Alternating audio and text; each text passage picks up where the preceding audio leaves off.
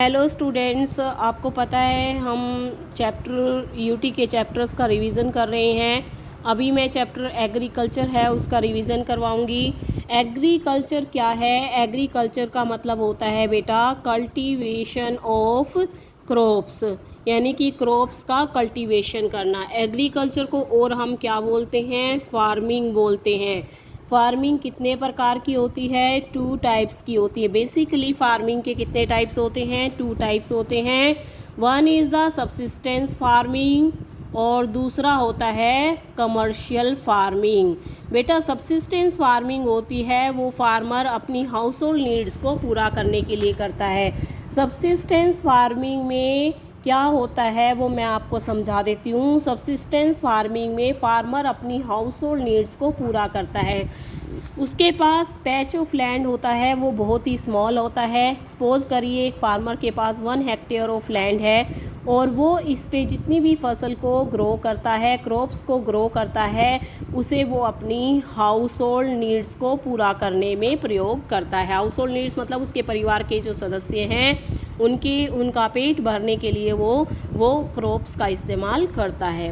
ठीक है, इसमें कोई केमिकल्स का यूज़ नहीं होता, कोई फर्टिलाइज़र का, कोई पेस्टिसाइड्स का यूज़ नहीं होता, ना ही इसमें कोई मशीनरी यूज़ होती है, ना ही इसमें कोई मॉडर्न मेथड्स प्रयोग होता है कि वो प्रोडक्शन को इंक्रीज़ करे। मेरी बात समझ आ गई होगी आपको। इसमें सिर्फ क्या होता है, इसमें फार्मर अपनी हाउस होल्ड नीड्स को पूरा करने के लिए ये सब्सिस्टेंस फार्मिंग को करता है। दूसरी होती है बेटा कमर्शियल फार्मिंग। कमर्शियल फार्मिंग होती है, क्या होती है? वो कमर्शियल पर्पज़ के लिए की जाती है। कमर्शियल का मतलब समझते हो? व्यापारिक। कमर्शियल फार्मिंग को हम क्या बोलते हैं? व्यापारिक कृषि बोलते हैं। जैसे सपोज करिए इसमें फार्मर के पास है 10 हेक्टेयर लैंड और 10 हेक्टेयर लैंड पे वो क्या करता है? फसल को ग्रो करता है और ये जो फसल ग्रो होती है उसको हाउस होल्ड नीड्स को पूरा करने के बाद जो सरप्लस प्रोडक्शन होता है, सरप्लस प्रोडक्शन मतलब जो एक्स्ट्रा होता है उसको मार्केट में भेज देता है और मार्केट में क्या करता है? उसको सेल करता है। सेल करने से उसको प्रॉफिट होता है। वो बेटा इस पर किसका प्रयोग करता है? इस पर फर्टिलाइज़र भी प्रयोग करता है, केमिकल्स का प्रयोग करता है, इस पे वो मशीनरी का भी प्रयोग करता है। समझ आई बात? और प्रोडक्शन को बढ़ाने की कोशिश करता है। इसमें जो लेबर होती है वो बाहर से हायर की जाती है। उस लेबर को काम के बदले में वेजेस दी जाती हैं, जबकि सब्सिस्टेंस फार्मिंग में जो परिवार के लोग हैं वो ही क्या करते हैं? उस खेत में काम करते हैं। मेरी बात समझ आई? कमर्शियल फार्मिंग और सब्सिस्टेंस फार्मिंग 2 तरह की फार्मिंग होती है। आई थिंक आपको इसका डिफरेंस समझ आ गया होगा। आपको पता है हमने सेक्टर्स ऑफ इंडियन इकोनॉमी में भी पढ़ा था कि 3 सेक्टर होते हैं, प्राइमरी, सेकेंडरी, टर्शरी। याद है आपको? हमने 3 सेक्टर के बारे में डिस्कस किया था, जिसमें प्राइमरी में मैंने आपको बताया था एग्रीकल्चर और फार्मिंग आते हैं। याद है आपको? तो मैं यही कहना चाहती हूँ कि जो फार्मिंग और जो एग्रीकल्चर है उसको हम क्या बोलते हैं? Primary activity. प्राइमरी एक्टिविटी बोलते हैं। एग्रीकल्चर क्या है? प्राइमरी एक्टिविटी है। प्राइमरी एक्टिविटी क्यों है? कि which produce most of the food that we consume, क्योंकि एग्रीकल्चर से ही हमें फूड मिलता है जो हम कंज्यूम करते हैं। इतनी बात समझ आ गई। और सेक्टर्स ऑफ इंडियन इकोनॉमी में आपने क्या पढ़ा था कि इन तीनों सेक्टर्स हैं उसको हम सेक्टर्स ऑफ इकोनॉमिक एक्टिविटीज़ भी बोलते हैं। Economic activities that helps in earn money. Economic activities are those activity that helps in earn money. मतलब ये सारी इसमें तीनों सेक्टर्स में जितनी भी क्रियाएँ होती हैं उससे हम धन कमाने का काम करते हैं। तो प्राइमरी एक्टिविटी है जो ये एग्रीकल्चर है, ये प्राइमरी एक्टिविटी है और मोस्ट ऑफ द फूड है वो जो प्रोड्यूस होता है, जो हम कंज्यूम करते हैं, वो इसी से हमें मिलता है। और एग्रीकल्चर क्या है? इकोनॉमिक एक्टिविटी भी है। इतनी बात सबको समझ आ गई होगी। बेटा सब्सिस्टेंस फार्मिंग है उसमें हम सबसे पहले डिस्कस करेंगे primitive subsistence farming. Primitive subsistence farming. बेटा इस सब्सिस्टेंस फार्मिंग के बारे में हम एक बार देखेंगे। देखिए क्या लिखा हुआ है, this type of farming is still practice in few pockets of India.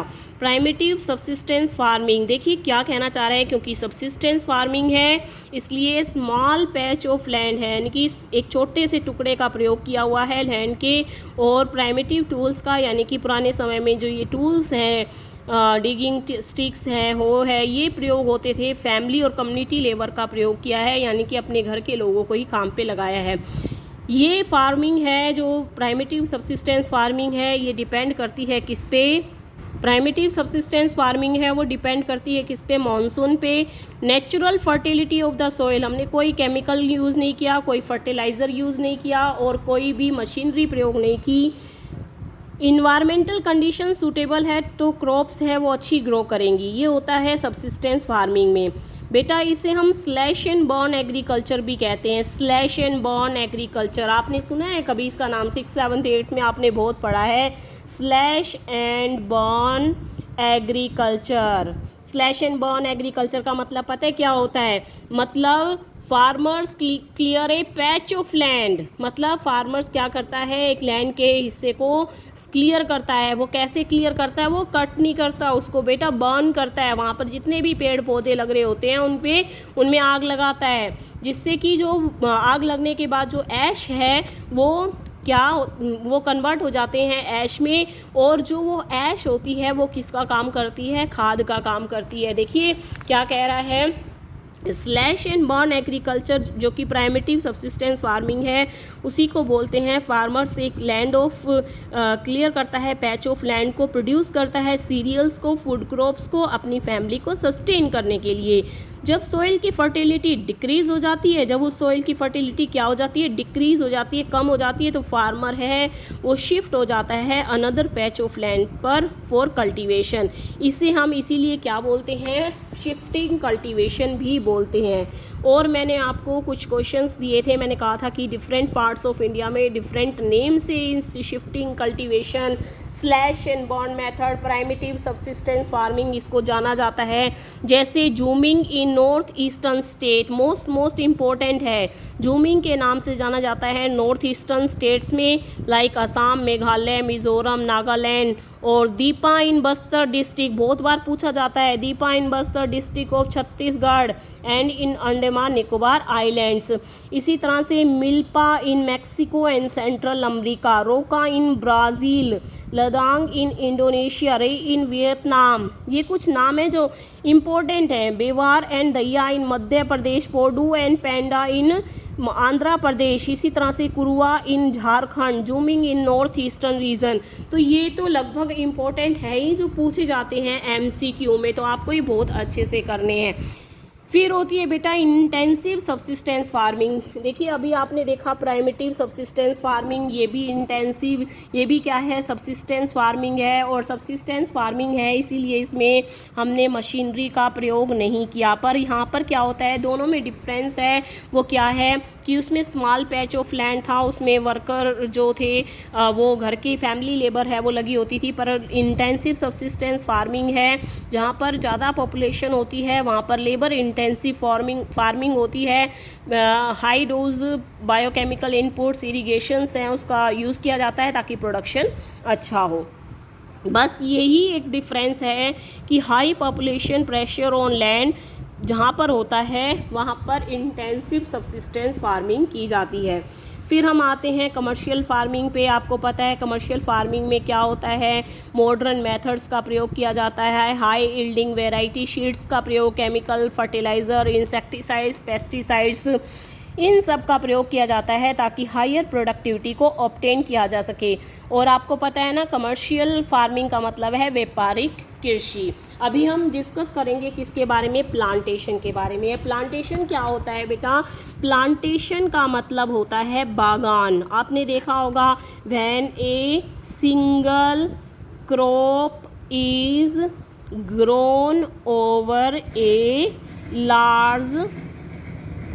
large area, this is called plantation। मतलब समझे, व्हेन एक सिंगल क्रॉप, एक ही क्रॉप को एक बहुत बड़े एरिया में ग्रो किया जाता है, इसे हम प्लांटेशन कहते हैं।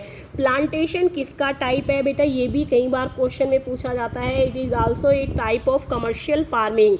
देखिए डेफिनेशन भी दे रखी है, single crop is grown over a large area. Plantation जो होता है ना बेटा, वो टी का होता है, कॉफ़ी, रबड़, शुगर केन, बनाना, ये सारी प्लांटेशन क्रॉप्स हैं। टी, कॉफ़ी, ये सारी बागानों में होती है, क्योंकि इनके लिए स्पेशल क्लाइमेटिक कंडीशन चाहिए होती है। तो जहाँ पर ये ग्रो किए जाते हैं वहाँ पर स्पेशल है वो क्लाइमेटिक कंडीशन अवेलेबल होती है। तो अभी हम देखेंगे क्रॉपिंग पैटर्न। आपको पता है ना कितने क्रॉपिंग सीज़न के बारे में हमने डिस्कस किया था, 3 क्रॉपिंग सीज़न होते हैं। हमने एग्रीकल्चर चैप्टर में क्या पढ़ा था, 3 क्रॉपिंग सीज़न होते हैं। फर्स्ट इज़ रबी, दूसरा है खरीफ और तीसरा है जायद। मोस्ट ऑफ द एग्ज़ाम में क्वेश्चन क्या आता है कि रबी की क्रॉप्स कौन सी हैं, खरीफ की कौन सी हैं, जायद की क्रॉप कौन सी है। तो बेटा इनके एग्जाम्पल बहुत अच्छे से आपको देखने हैं। सबसे इम्पोर्टेंट बात क्या है, देखिए कि सबसे इम्पोर्टेंट बात तो यही है कि मोस्ट ऑफ द क्वेश्चन पूछा जाता है कि राइस कैसी क्रॉप है, रबी है क्या, खरीफ है या जायद है। तो आपका आंसर होगा खरीफ क्रॉप है। राइस कैसी क्रॉप है, खरीफ क्रॉप है। और वीट कैसी क्रॉप है, रबी क्रॉप है। इतनी बात आपको हमेशा याद रखनी है कि राइस खरीफ क्रॉप है और वीट रबी क्रॉप है। आप देख रहे हैं कि रबी क्रॉप है वो सोन की जाती है, बोई जाती है विंटर में, अक्टूबर से दिसंबर के बीच में, और हार्वेस्टेड कटाई होती है की समर में फ्रॉम अप्रैल टू जून। और आप देख रहे हैं एग्जाम्पल इसके रबी क्रॉप्स के, वीट, बार्ले, पीस, ग्राम, मस्टर्ड, ये सारी क्रॉप्स हैं वो रबी क्रॉप्स हैं। इसी तरह से खरीफ क्रॉप्स हैं जो ऑनसेट ऑफ मानसून, यानी कि मानसून की शुरुआत होती है different parts of the country में जब ग्रो की जाती है। हार्वेस्ट करने का टाइम भी ये याद करना है आपको, सितंबर से अक्टूबर के बीच में हार्वेस्ट होती है। Important crops grown during the season, paddy, rice होता है। पैडी क्रॉप्स का मतलब होता है राइस, मेज, जवार, बाजरा, तूर, जितनी भी पल्सेस होती हैं बेटा, ये पल्सेस जो होती है ना ये लेगुमिनियस क्रॉप्स होती हैं। लेगुमिनियस क्रॉप्स का मतलब होता है फलीदार फसलें होती हैं। ये भी ध्यान रखना, पूछता है कि विच क्रॉप्स आर इन दिस, नीचे जो ऑप्शन दिए गए इनमें से कौन सी क्रॉप है वो लेगुमिनियस क्रॉप्स है। तो जो पल्सेस हैं, जो दालें हैं वो लेगुमिनियस क्रॉप हैं और दालों से हमें प्रोटीन मिलता है। ठीक है। जायद क्रॉप्स जो कि रबी और खरीफ के बीच में एक शॉर्ट सीज़न होता है वो जायद सीज़न होता है, जिसमें हम वाटरमेलन, खरबूजा, तरबूजा, कुकुम्बर यानी कि खीरा, ऐसी चीज़ें हम ग्रो करते हैं। तो ये 3 सीजन्स हैं जिसके बारे में हमने डिस्कस किया है। अपने अगले वीडियो में मैं आपसे डिस्कस करूँगी अबाउट मेजर क्रॉप्स। बेटा इन सब की जोग्राफिकल कंडीशन है वो हम डिस्कस करेंगे, एग्ज़ाम पॉइंट ऑफ व्यू से बहुत ही इंपॉर्टेंट है। जैसे कि आपको पता ही है राइस है वो खरीफ क्रॉप है और वीट है वो रबी क्रॉप है। इस तरह से हम देखेंगे कौन सी क्रॉप है वो किस सीज़न में ग्रो होती है। थैंक यू, बहुत अच्छे से आपको पढ़ना है। Thank you so much. Okay बेटा।